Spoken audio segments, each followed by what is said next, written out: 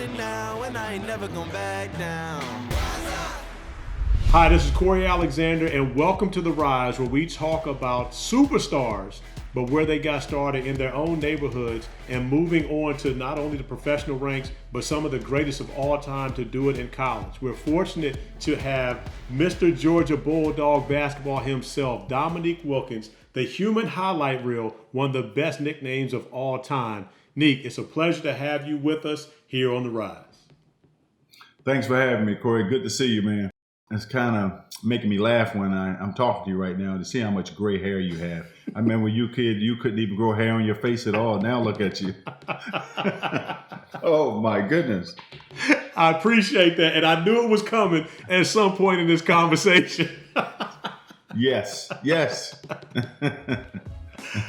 Neek, we are happy to have you here, my man. We're going to cover so much over the next 30 minutes, but I want to start with, first off, growing up internationally, moving. What was that experience like for you as a kid? That experience was different. You know, my father, who did 26, 28 years in armed forces, my sister and I happened to be born in Sorbonne, France, and we lived in France for our first 5 years of our lives, and then we moved to the States, where we were raised in Baltimore, Maryland. But it was really tough moving in all those different cities, from Frankfurt, Germany to Paris to London. I mean, we've been all over the place. So we never really had a set home or a stable home because my dad moved so much. So, but it was a different experience. One of 8 children. Tell me what it was like being in a household with so many young people, but yet having that type of support system around you. Well, you know, growing up with that many brothers and sisters, you didn't get seconds when it came to dinner time. So, you know, you had to get there early. You know, it was tough to get them second courses, man. But, you know, we were a very close family, and we still are a very close family to this day. My father left at a very early age, when I think I was about 11 or 12 at the time. So I had to become the man of the family at age 12. And so my mom basically raised 8 kids by herself. So that was extremely hard. But I never really had a real childhood because I had to accept, you know, a man's responsibility of being the head of the house at a very early age. Well, and when you think about that experience in itself, you know, how mature were you as a younger person, as a teenager, considering that you had to be the man of the house, as well as oftentimes knowing that your mother was leaning on you to help raise your brothers and sisters? You know, being the man of the house at a very early age, you had to mature very quickly. So I was probably much more mature than guys my age because I had to provide for my family. And I remember when I was 12, I had a playground legend say to me one time, he said, "I want you to come to boys club every day, and I'm going to teach you how to play the game. I'm going to teach you the right way." He said, "And you're going to owe me." He said, "But not like you think." He said, "The only thing I want from you is to give to someone else what I'm about to give to you." So he really gave me the courage to leave home. I left home when I was 16 on a Greyhound bus because I told my mom I got to get out of Baltimore. Baltimore is a crazy, crazy city.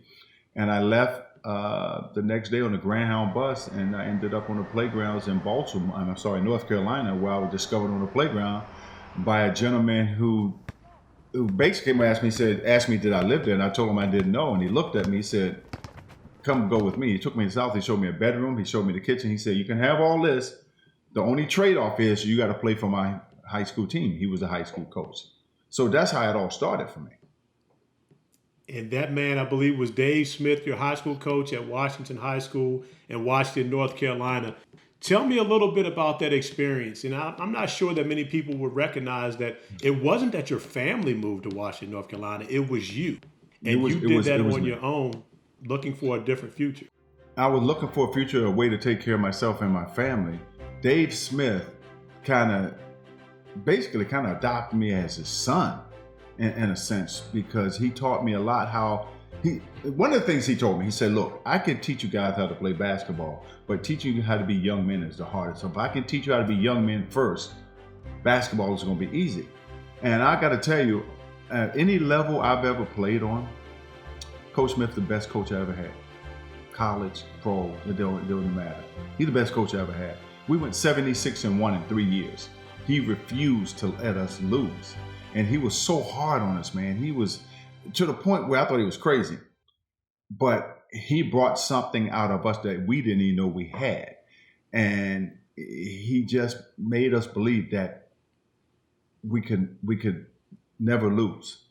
And that if we believed in each other and we believe in don't quitting, no matter what the cost, that we would be victorious each and every night. And we were. I mean, 76-1 in 3 years in high school in the state of North Carolina. And you know how basketball is in North Carolina. You just can't do that today. And you mentioned "Don't Quit." There was a poem, "Don't Quit," that you had to recite. Was that before every game with Coach Smith?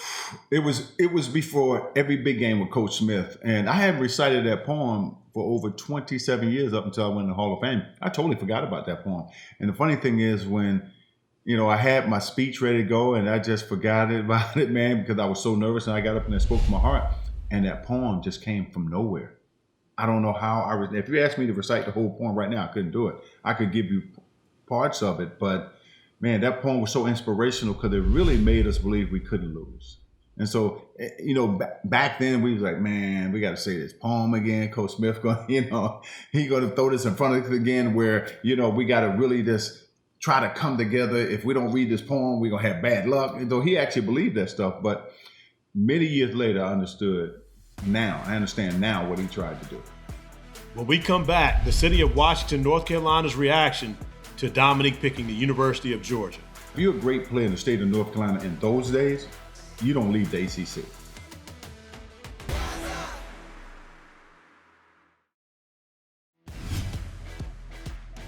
And of course, you being in the state of North Carolina, was David Thompson, or was there someone else, the guy that you really watched a lot and tried to, I won't say model your game after, but that was somewhat your idol when you were playing growing up on the playground?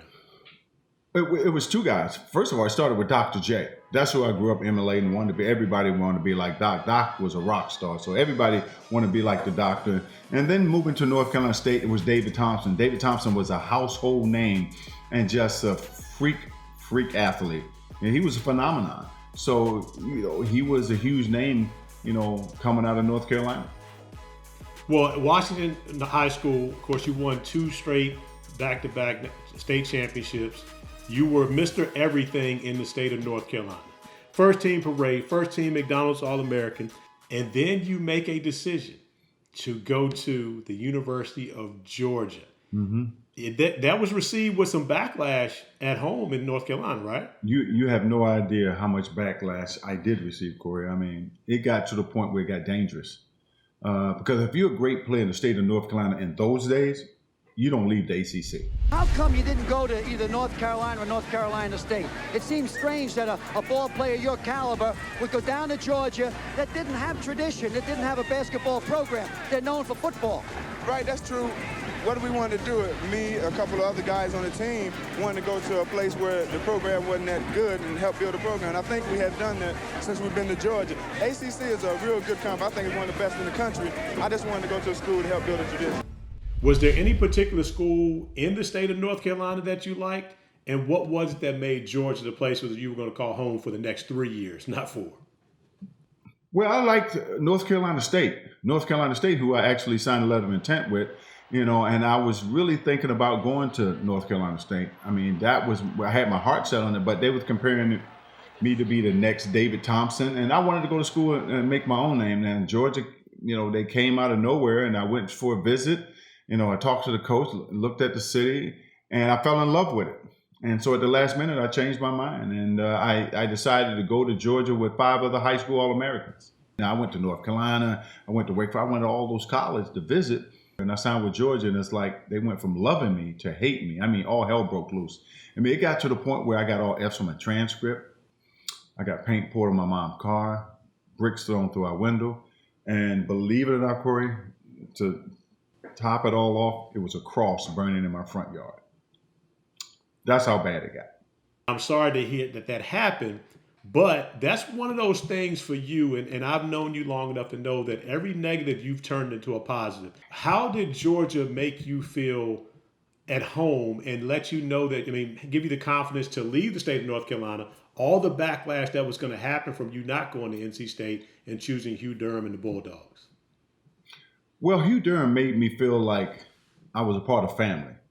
And even to this day, Hugh and I are very, very close.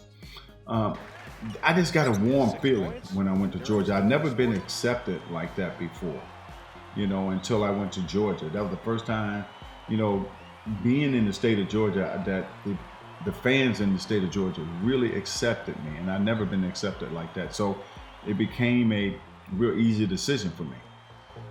And when you consider that level of acceptance that you got from Georgia, how much of that from having to move so much as a young person? It had everything to do with it, man.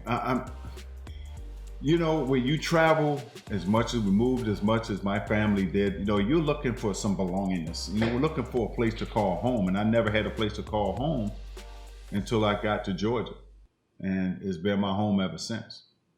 Well, you had tremendous success at Georgia, 1981 SEC Player of the Year. 1982, now Dale Ellis actually won Player of the Year in 1982, even though you were still an All-American. And I've been your teammate on the court against Dale Ellis. That's one of those rivalries that lasted forever, right? Well, yeah, when Dale and I played together, he already knew what it was. He knew I was coming. But Dale was a heck of a player in his own right. Actually, Dale Ellis was supposed to go to Georgia with us, but I had a guy named Terry Fair, and I remember him saying to Dale Ellis, he said, "Okay, Dale, I'm playing power forward. Neek playing small forward. Where are you going to play?" And Dale decided, I'm not coming to Georgia, so he went to Tennessee. Dominique's rise to be an NBA Hall of Famer next. I wasn't mad he hit the three. I said, but with this son of a so-so, did he just call me Holmes? Welcome back to The Rise with Dominique Wilkins. Well, one of the things that we haven't talked about throughout this entire time is you on the court. Now, if anybody knows Dominique Wilkins, especially if they know you like I do, one thing you've always been able to do is score. And the other thing is dunk. So it was the dunking, even though you were scoring at a high clip, it was the dunking that really made you a household name, and had you on highlight reels constantly and earned you the nickname, the human highlight reel.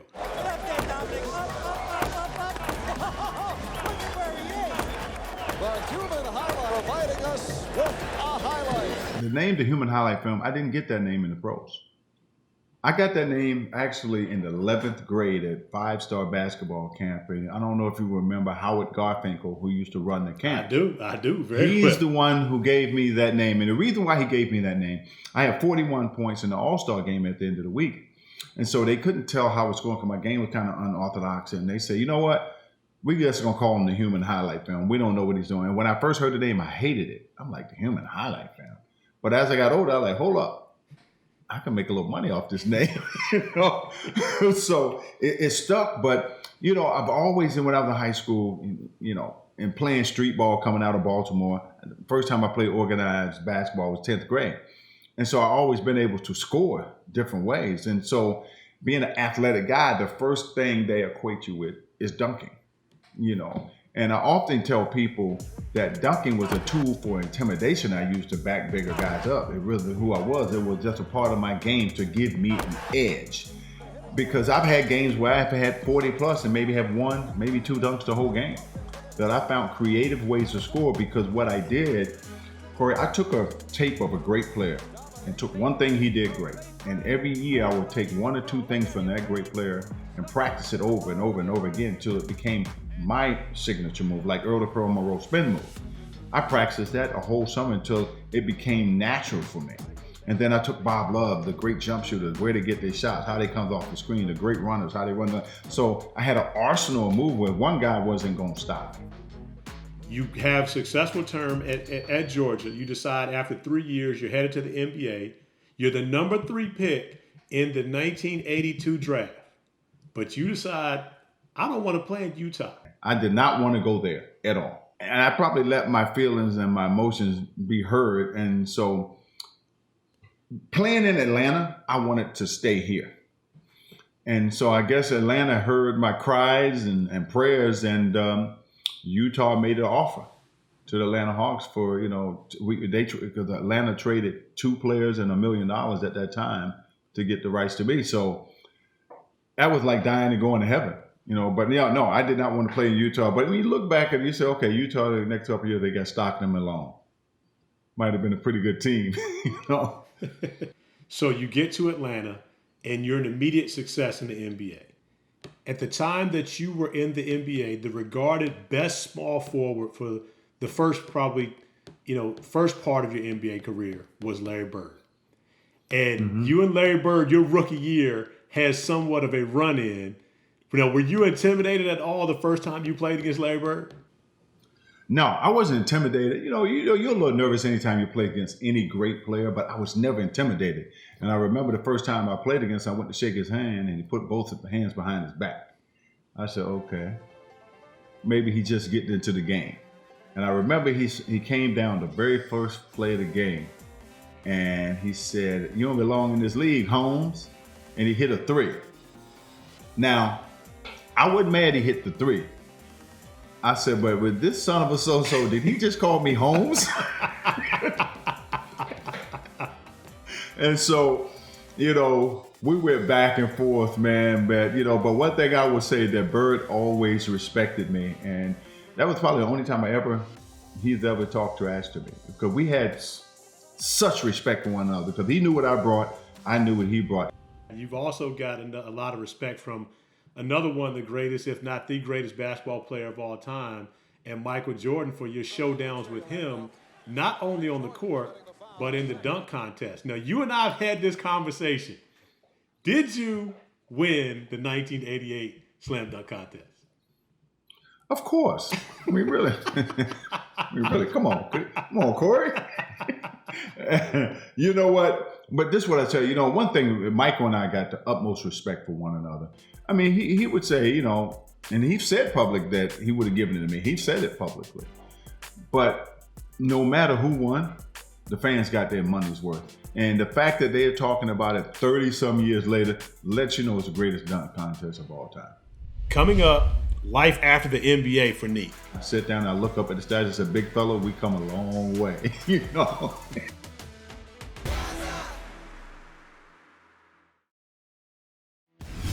You are watching The Rise. And I see the level of respect that the city of Atlanta and the Atlanta Hawks franchise has for you now with the statue out in front of State Farm Arena, I believe it is now, was Phillips. It changes. But with the statue there, 11 and a half years you put in big-time work in Atlanta. 9-time NBA All-Star and inducted into the Naismith Basketball Hall of Fame in 2006. For that statue to be erected outside, what did that feel like for you? It's it like immortalizes you. That's something no one could ever take from you. That shows your body of work. That shows how life has come full circle for you. You talking about maybe 9 or 10 NBA statues in the United States, and that represents that guy who represented that franchise and who put his hard work on the line, man. That's the utmost respect that a player can receive, is to be immortalized in that way, because that's around when you're gone and your kids and your grandkids can enjoy. And I often tell people, I go downtown because it's still surreal to me. I have a statue. So I go down there with a lawn chair and I have a beer and I sit down and I look up at the statue and say, big fella, we come a long way, And it is just, again, it shows how life has come full circle. Sometimes, I drive by it every night when I go to the game. And I often point like, dang, that's me, So it still hadn't fully hit me yet, even though it's been 5 or 6 years. And when you consider, coming back, it's been a homecoming for you in Atlanta. You have the statue. You're now vice president of basketball operations. You're on television nightly talking about the Hawks. That was one homecoming for you. You had another homecoming in December 2014 where you went back to Washington High School after all the things that happened when you decided to go to Georgia. Tell me what that was like, going back on Dominique Wilkins Day in December 2014. Well, you know what? They were doing a documentary on my story. I ended up doing the documentary, and one of the things they wanted me to do to go back to North Carolina. When I left North Carolina, I didn't go back for 30 years. And so I actually went back, and I was reluctant and didn't know what to expect. So I remember coming into town, and I see all these people lined up on the side of the road. And I'm like, what is all these people out here for? I didn't realize it was a parade for me. And I'm like, wow, these people have forgiven me. So I think you have to give some of that forgiveness back. So, because that town was still part of my life. Well, I'm going to tell you, of course, you were very influential in my career in the NBA. But when you go back to what that playground legend told you, what he was going to give to you, and the only thing he wanted in return was you to pay it forward. I know you did that for me, but how do you feel as though you did that with others? And what do you think is really the thought process of the NBA fraternity about Dominique Wilkins when you decided to walk away from the game? No, we're put in position to use our power and our celebrityness and to help others help themselves. And I think we owe it to them. And people who don't want to be a role model, who don't think that they fit that category, well, you know what, we are. Because kids emulate everything we do. And so I think we owe it to them to be there for them, to mentor them, and to give them some insight and some encouragement and tutelage to help them become something special. So for me, it's a natural thing to want to help people because someone helped me. And that was one of his wishes, give to someone else what I'm about to give to you. And that's what I try to do with my son and my daughters. And I try to do with other kids out here who've trying to be something special here in life. And I think we owe it to them to give them a chance, because everybody deserves a chance. Well, from one of your former teammates, I'll tell you, job well done, Dominique Wilkins. We appreciate you being on the rise. Appreciate everything that you've done, not only on the court, but off the court. And we thank you for being with us on the rise here today. Thanks, man. Good to see you, Corey, man. You take care, man. Hope to talk to you again soon. Same to you, my brother. Be sure to check in for more Rise shows and also other original programming and memorable games on Origin Sports. I'm Corey Alexander. Thanks for joining us.